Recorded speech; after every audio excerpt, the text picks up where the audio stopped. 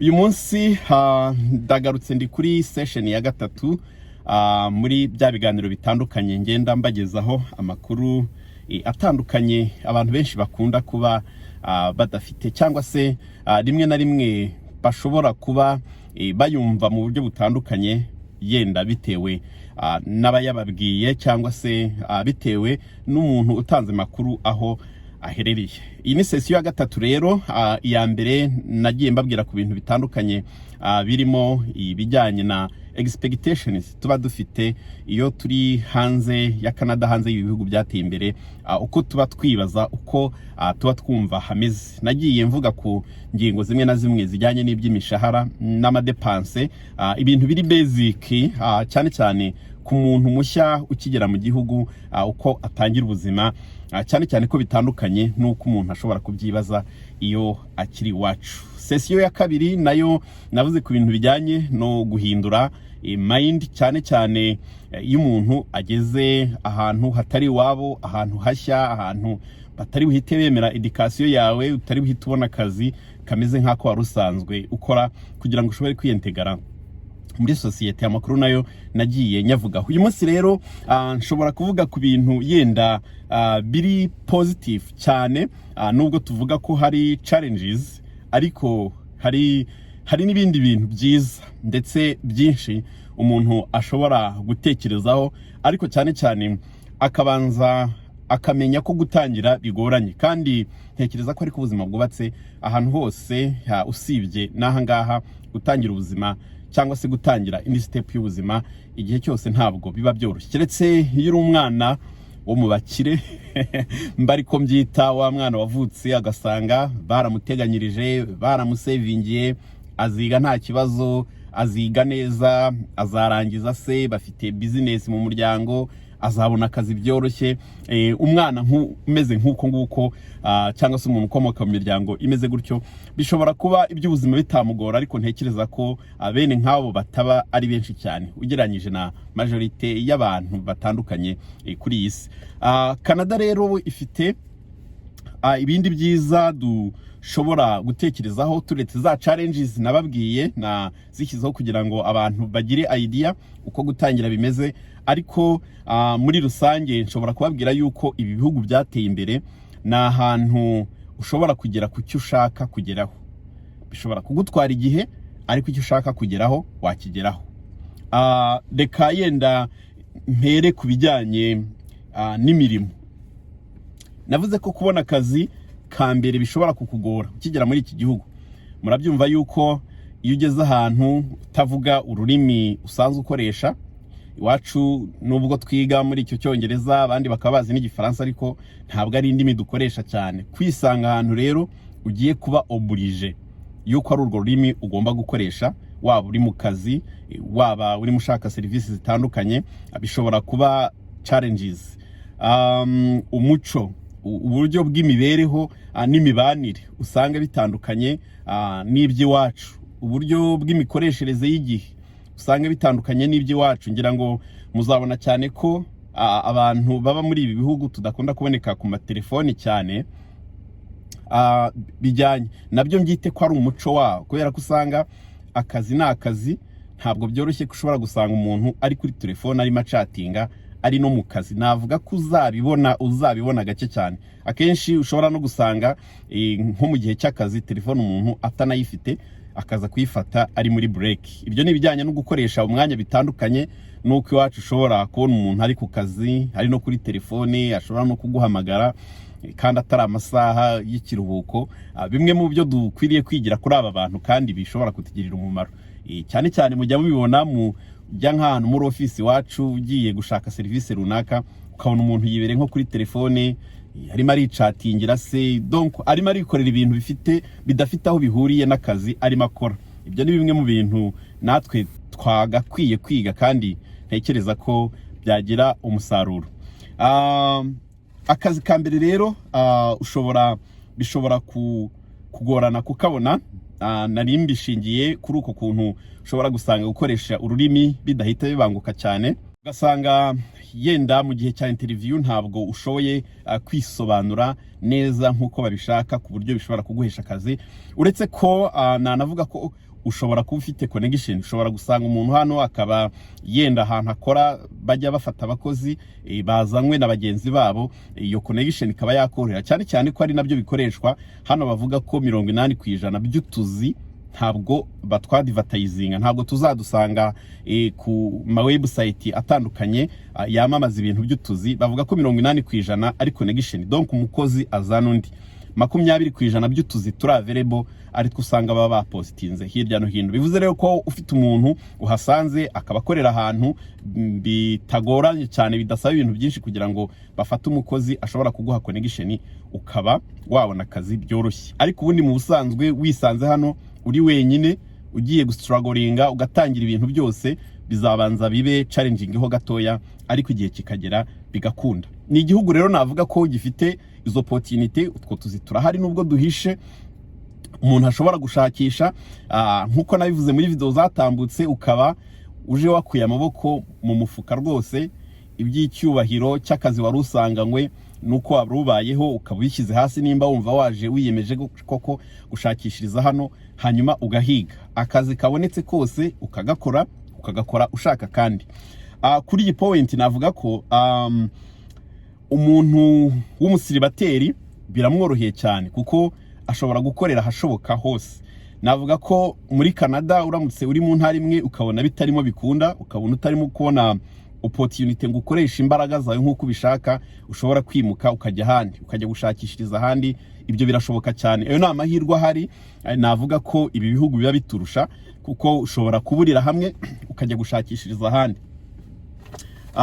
Ku muntu ufite umuryango bishobora kugoranaho gatoya kuko uko kwimuka kwikoza hirya no hino bishobora kugorana, ariko nabwo abantu bashyize hamwe barabishobora. Cyane cyane navuze ko iyo harimo abana ni challenge itoroshye, kubera ko amategeko ya hano ateganya ko cyangwa se ategeka ko udashobora gusiga umwana wenyine mu rugo ataruzuza imyaka 12. Bivuze ko mu gitondo nimba ari abana bajya ku ishuri bafashe bisi, mu gitondo hagomba kuba hari umuntu uri bumufashe kwitegura, agafata bisi mu gitondo. Hanyuma bisi nimugarura imucyuye, hagomba kuba hari umuntu uri bumwakire saa 9 n'igice, saa 10 bitewe n'amasaha.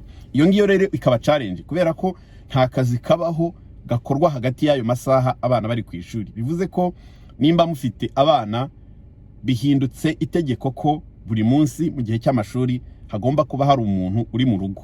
Mu gitondo abana bajya ku ishuri, saa 9 saa 10 abana barimo bataha, kubera ko nta kazi karimo gakorwa hagati aho ngaho.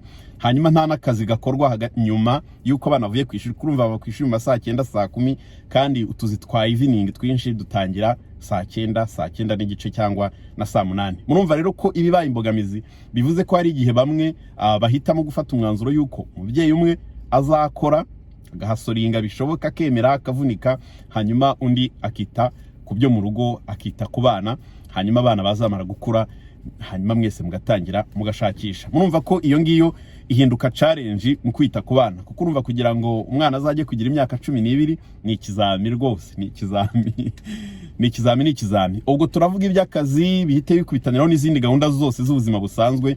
Ikintu cyose utegura, aho utegura kujya, ibyo utegura gukora byose, uba uri mutekereza no ku mwana, kubera ko murumva ko biba bikenewe ko umubyeyi umwe agomba kuba ari available. Niyo challenge ibihari. Hanyuma navuga ariko ko abantu burya iyo bashyize hamwe birashoboka. Uko kuntu navuze hagiye hari opportunity z'utuzi dutandukanye. Iyo washoboye kwinjira ku isoko ry'umurimo, ushobora guhiga akazi, ukazabona akazi gafitinga mu masaha meza. Urugero saa 1, saa 8 n'igice cyangwa saa 9, umwe akabavuye ku kazi, akaza agategereza abana bakava ku ishuri, hanyuma uwundi nawe akaba afite aka evening akaba yagiye, ku buryo abantu bashobora kubyorganiza mwembi mugakora. Cyane ko navuga ko ukora ari umwe rwose birakomeza bikagorana, kuko murumva nabakoreye imibare iri basic. Iriya mibare ishobora kuba rusange ku bantu bakiri bashya, kuko biba bizatwara igihe kugira ngo yenda mugere ku rwego rwo kubona akazi gashobora kubinjiriza amafaranga arenze dépense muba mufite kugira ngo mushobore kugira icyo musevinga. Bivuze ko rero mushoboye gukorana gutyo, umwe akajya ku kazi akavayo, donc uri mu rugo akita ku bana mu gitondo, undi akaza kubafata nyuma y'akazi, undi nawe yagiye ku kazi, mugakora gutyo, biraryoha cyane. Ikindi kuri aba babyeyi turi kuvuga baba bafite abana, baba bafite option yo gushyira abana muri daycare nazivuzeho zirahenda, bitewe n'agace. Hari aho ushobora gusanga ku kwezi ushobora kwishyura amadolari ari hagati ya 600 n'igihumbi ku mwana, kugira ngo bajye bamugufasha. Ni ukuvuga iyo akiri wa mwana mutoya ugomba gusigara muri daycare utaratangira ishuri. Nigeze kubabwira ku bintu bya government fund yashyizeho, yifatanya n'amaprovince atandukanye mu gushyiraho igiciro cy'amadolari 10 ku munsi ku madaycare, kugira ngo afate abana batoya, ababyeyi babone uko bajya gukora. Ama public funded daycares ni ukuvuga ko nayo agoye kubonamo umwanya, kubera ko ntabwo ari menshi cyane. Actually nk'abantu bafite inote mushaka gushinga business, iyo yaba ari business nziza rwose, kuko hari ikibazo cy'amarerero mbari ko mbyita. So bivuze ko rero abantu bahitamo gukoresha ama private daycare. Hakaba n'iz'abantu bishingira mu ngo zabo, nko mugahita nshinga business yo gutangira kwita ku bana batoya, mukajya mubanzanira. Leta igira byigusaba ugomba kuba wujuje n'umubare w'abana utagomba kurenza, nibyo twita home based daycare. So izo nazo no busiyo, ariko nabyo biba bihenze. Ubwo mbabwiye cya giciro. Murumva ko rero ababyeyi badafite andi mahitamo, badafite ubwo buryo bwo kwaranja, ku buryo umwe ashobora gukora mu gitondo, undi agakora nimugoroba, cyangwa se umwe agakora nijoro, bagashaka gukora bose kugira ngo barebe ko hari icyo bashobora gusagura, bahitamo gushyira abana babo mu madaycare. Murumva uko bihagaze. Daycare zifungura nka saa moya, mwana ukamubaha saa moya za mu gitondo, yenda ukajya kumufata saa 11. Ntekereza ariyo masaha ashoboka. Aho ngaho biratanga umwanya wo kuba umwe ashobora kuba yakora akageza saa 9 n'igice, hanyuma hakaza akajya gufata umwana, hanyuma cyangwa abana, hanyuma undi nawe akaba yagiye ku kazi. Cyangwa se hari gahunda nk'izo za after school program, aho ziba zishobora kuba ziri ku ishuri umwana yigaho kubatangiye amashuri, ku buryo asoza amasomo hanyuma agahita ajya muri after school program iba iri bugeze yenda nka saa 12 nayo abantu bishyurira, hanyuma ukajya kumufata usoje akazi. Hazamo ibintu nk'ibyo, murabyumva, ni challenges nk'izo zigenda ziyongeramo, ariko abantu barabinavigatinga bakareba uburyo bashobora kubigenza. Murumva rero ko kurera umwana mu by'ukuri birahenze, ari nayo mpamvu leta ihitamo kugira support itanga. Bisa nkaho bidashoboka ko mu by'ukuri umubyeyi cyangwa se abantu bagitangira ubuzima batariyubaka, bitoroshye ko bashobora kubaho mu mafaranga bakorera ngo bashobore no kwita ku mwana nk'uko mubyumvise. So iyo nindi option ababyeyi baba bafite bashobora gukoresha. Nagiye mvuga no kuzindi, hari abakifite umugisha wo kuba bagifite ababyeyi, aba grand parent, bashobora kubazana bakaza nko kuri visite. Umubyeyi bashobora kumwemera visa yo kumara imyaka igera kuri 3, 2, 5, ntago mbyibuka, ari mu gihugu adasohotse, iyo bita super visa y'ababyeyi. Akaba yaza akaba yafasha abana iyo bishoboka, iyo hari ubwo buryo. Umubyeyi nawe yenda atagifite ibindi byo gukora, ibyo ngibyo ni izindi option ziba zihari, ariko ntabwo ari abantu bose bazifite. Nuko ubwo ako ngako nako nakiyongeraho kuri option y'abantu baba bafite ishobora kubafasha gukora. Hanyuma murumva ko ubuzima bwa hano kugira ngo mube mu rugo mwembi nuko bipangira, kugira ngo muzahahurire nuko bipangira, muhirize nk'umunsi wose. Bari nka fete rwose, bari nka fete. Ukuvuga muti nimba itariki twese nta shift dufite tutazakora, reka tuyipangire kuba turi kumwe mu rugo nk'umuryango, no dutembere cyangwa se twicare mu rugo tuganire, duteke, turye, tunezerwe. Murabyumva uko ubuzima buba bumeze. Hanyuma hari abagiye banabaza ibibazo ku makuru amwe bagenda bumva. Hari uwabajije se amafaranga bahemba abana, hari uwabajije, yenda naza kugerageza kureba ko mbona ikibazo neza, cyane cyane ku bintu by'abana reka mbivugeho, kuko hari ushobora guhita avuga ati okay, ubwo rero twumva ko nimba hari amafaranga bahemba abana batoya ntacyo byaba bitwaye umubyeyi umwe akoze undi akaguma mu rugo, hanyuma ya mafaranga y'abana kuba bafite bakaba bayakoresha. Hari ahantu nigeze kubivuga muri video ntabwo mbyibuka, ariko nicyo bita child benefit. Child benefit ni inkunga leta itanga mu gufasha ababyeyi kurera abana, kubera ko kurera hano birahenze. Nari maze kubaha urwo rugero rumwe rw'ababyeyi bashobora kureba uko bakora ku schedules nibura bakagira icyo gihe cyo kubana n'abana. Ayo mafaranga leta itanga iyatanga ishingiye kuri income yanyu, income y'umuryango mwinjiza nk'umugabo n'umugore. Ntabwo ari buri muntu wese muri Canada ushobora kuyabona, kuko nimba mufite income nini ntabwo iyo support ibageraho, ariko nimba ari ntoya nk'urwo rugero nari ntanze, umuntu umwe akaba ari ukora wenyine mufite abana 2 3 4, no kuvuga ko leta igira support ibagenera ikurikije income mwinjiza, ikajya iyibaha buri kwezi. No kuvuga ko buri mwaka bahora bakora assessment bakareba income mwinjije mu mwaka urangiye, bakabona kugena support y'abana bazabaha. Ndumva icyo cyaba cyumvikana gutyo. Hanyuma iyo nkunga bayitanga kugera ku myaka 16 cyangwa 18, ntabwo mbyibuka neza kiretse ayo makuru nyashatse, ariko ni hagati ya 16 na 18. Uhita abyibuka neza aze kudushyirira muri comment kugira ngo ababajije icyo kibazo bashobore kubona ubusobanuro. Ariko ni hagati y'iyo myaka. Hanyuma nkavuga ntabwo ari buri wese ufite abana ubona iyo support. Ni support ishingiye, ni financial support niko nabivuga. Income yanyu ari ntoya, hakora umuntu umwe, iyo nkunga barayitanga, ariko mukora mwembi kandi mukora amafaranga atubutse, bisa nkaho ntayo mubona, cyangwa se igenda igabanuka bitewe nuko mwinjiza. Reka mvuge ku kindi kiza kibi bihugu. Nari navuze ko icyo ushobora gushaka cyose ushobora kukigeraho. Yenda nimvuga cyose naba nkabirije, kubera ko yenda ntitujya tugera ku byo twifuza byose mu buzima, ariko mvuge ko nibura inzozi ushobora kuba ufite ushobora kuzikabya. Byagutwara igihe, ariko ushobora kuzikabya. Nimba ufite ikintu wifuje kwiga mu buzima ukaba ukiri mu myaka itarazamuka cyane, hano ushobora kukiga, kuko education yabo iri open. Umuntu wese ashobora kwiga ikintu ashaka, azirongazi ubwonko bwawe bubikwemereye, wakwiga icyo ushaka cyose, ukakirwanira, ukagiharanira, ukareba ibyo basaba, ukagerageza kubyuzuza, hanyuma ukaba wazakiga. Nimba warakuze ufite inzozi zo kuba umudogiteri, kuba umunyamategeko se, zo kuba umuyobozi mu bintu runaka, zo gushinga company, ibyo bintu byose ushobora kubigeraho muri ibi bihugu. Nubwo byagufata igihe, ariko uba uzabigeraho bigashoboka, kuko harafunguye, ni amarembo afunguye.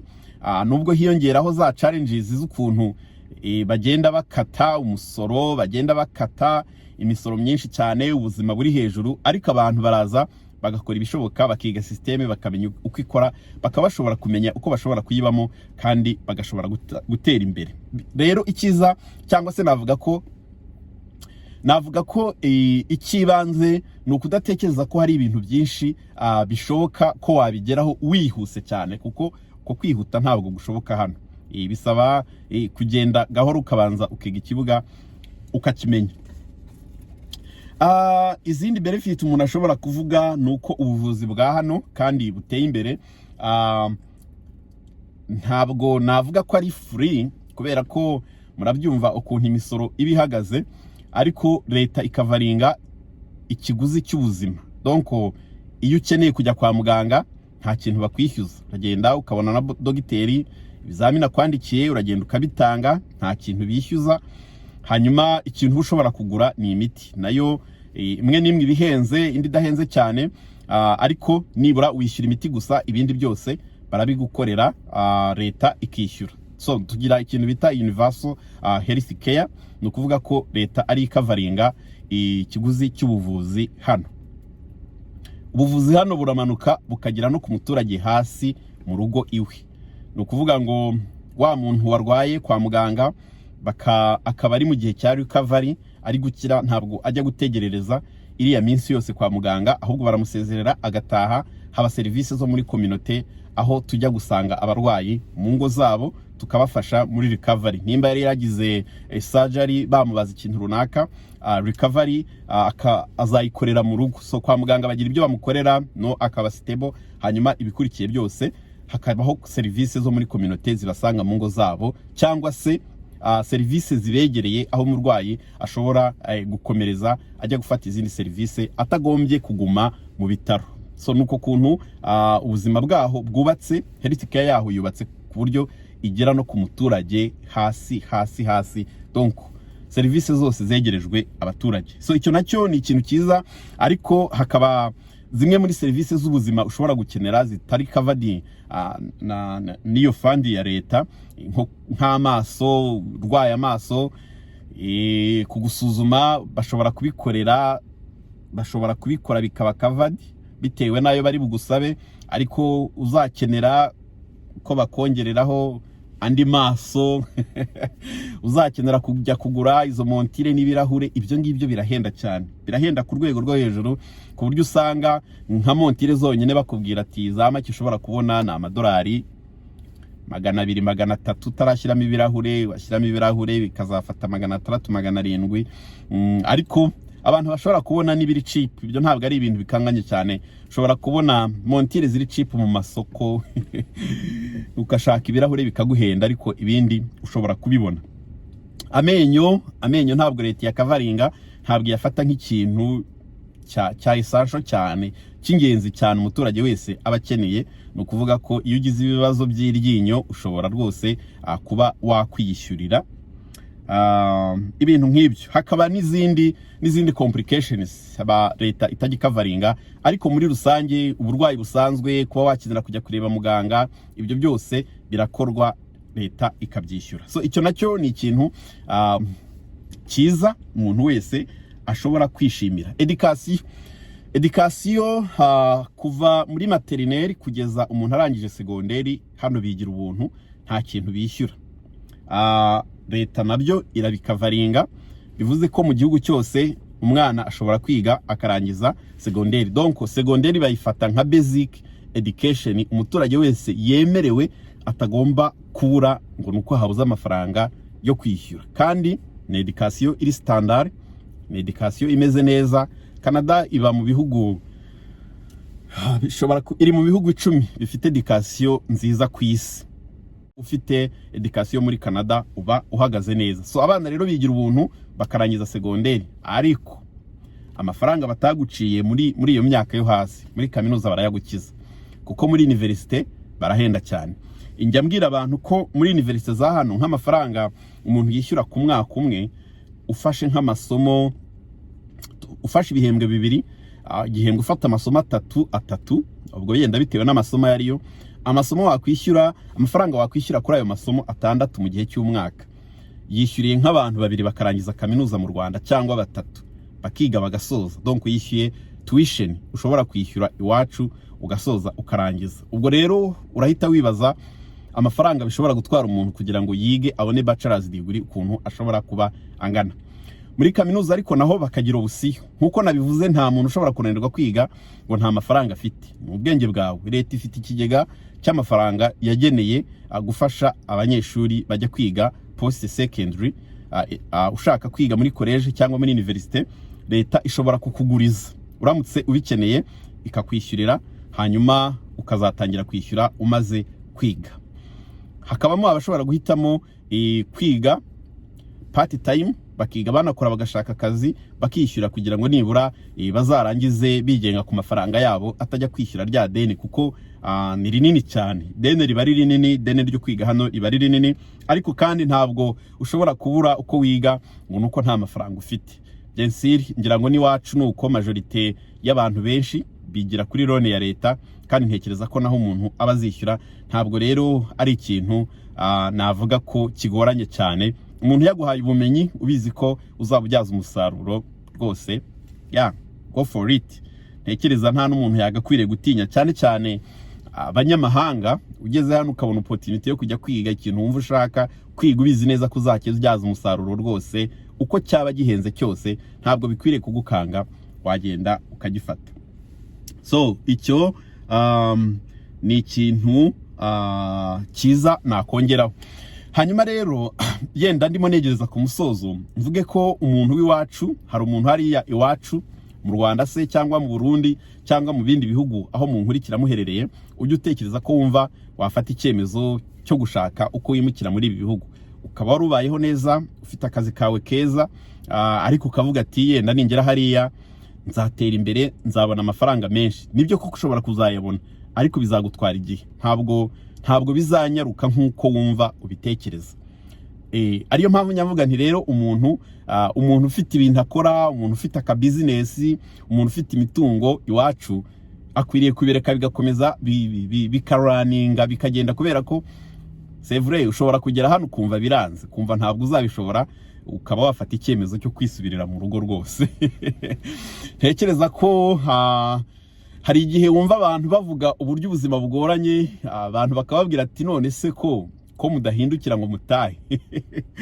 Kandi ibyo koko ndumva icyo kiba ari ikibazo cyiza cyo kwibaza. Umuntu aravuga ngo ubuzima burakomera, ariko ntafata icyemezo ngo ahindukire atahe. Uko gukomera rero mu by'ukuri jewe reka mbere kuko mbifata.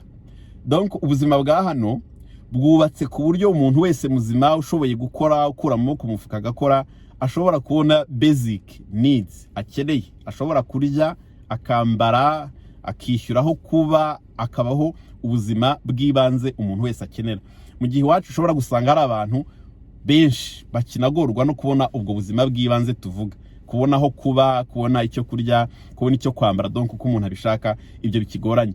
Uriya muntu rero utekereza ko bigoye, nuko ashobora kuba yatekerezaga ko agomba kuba umukire, azabona amafaranga menshi. Ibyo ngibyo nyine bizagutwara igihe, bizagutwara imibare myinshi cyane, ariko ubuzima bw'ibanze umuntu wese ashobora kububona. Ntekereza rero yo mpamvu ubusanga abantu bamwe bavuga ngo birakomeye, nuko hari ku bantu benshi batekereza ko umuntu ashobora kuba umukire bihambaye akabona amafaranga menshi cyane. Ibyo ni ibitwara igihe. Uwuza bitekereza ntabwo bimworohera, ashobora no kuhagera rwose akabona ubuzima bwa hano burarutwa nubwo yarayibereyemo ari iwacu rwose pe. Ibyo birashoboka cyane. Ariyo mpamvu rero nimba utekereza, nimba ufite ibintu, nimba ufite imitungo, rwose wibikora, wibiteza ngo urasezeye ngo nuko ugiye kuba mu mahanga, ushobora kuhagera ukabona ntabwo biri kugenda nk'uko wumva ubyishimiye. Iwanyu hahora ari iwanyu, anytime uba ushobora kujyayo.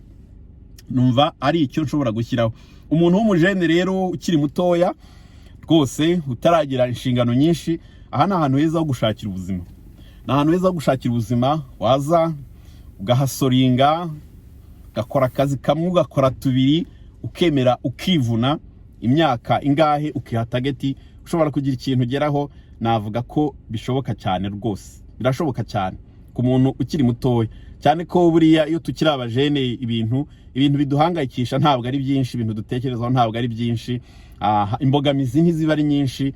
Ku muntu ukeneye gukora, ufungutse arakora akagira icyo ageraho. Ku muntu ushaka kwiga, akiga education, akabona education nziza, akiga ikintu ashaka kwiga, akakibyaza umusaruro. Navuga ko rero izo mpande ebyiri zombi, umuntu uri single ubuzima bwamugora gutangira nk'uko abandi bose babutangira, ariko in long run umuntu uri single biramworoheye cyane gukora akiteza imbere, cyane ko abagifite n'imyaka yenda imyaka myinshi cyane imbere ye, ashobora kuyibyaza umusaruro. Umuntu ufite famille, mwabyumvise challenges zishobora kuzamo, ariko nazo kandi biterwa nuko abantu bamanaginga imiryango yabo, nuko bumvikana ibintu bashobora kubishyira ku murongo, hanyuma bagashobora kubaho bakiteza imbere. Umuntu uje yarameze neza, ari muri cya cyiciro cya wa mukire tuvuga iwacu, bishobora kumugora kubera ko mwazumvise challenges zigiye zirimo, cyane cyane na expectation tuba dufite zijyanye n'iby'amafaranga.